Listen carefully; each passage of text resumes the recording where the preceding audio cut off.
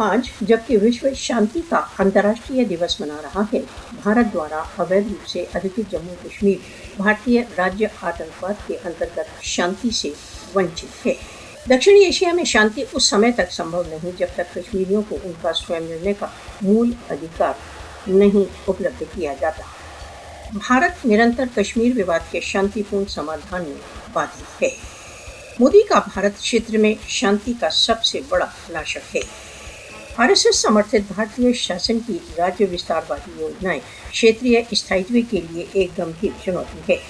भारत द्वारा अवैध रूप से अधिकृत जम्मू कश्मीर में भारतीय सशस्त्र बल प्रतिदिन कश्मीरियों के विरुद्ध पाशविक शक्ति का प्रयोग कर रहे हैं।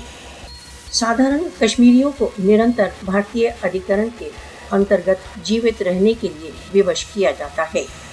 आर्टिकल 370 के बहिष्कार के पश्चात भारत द्वारा अवैध रूप से अधिकृत जम्मू कश्मीर दमन के अंतर्गत घुटन में है। मोदी की आरएसएस नियंत्रित सरकार ने भारत द्वारा अवैध रूप से अधिकृत जम्मू कश्मीर को एक विशाल खुले कारावास में परिवर्तित कर दिया है।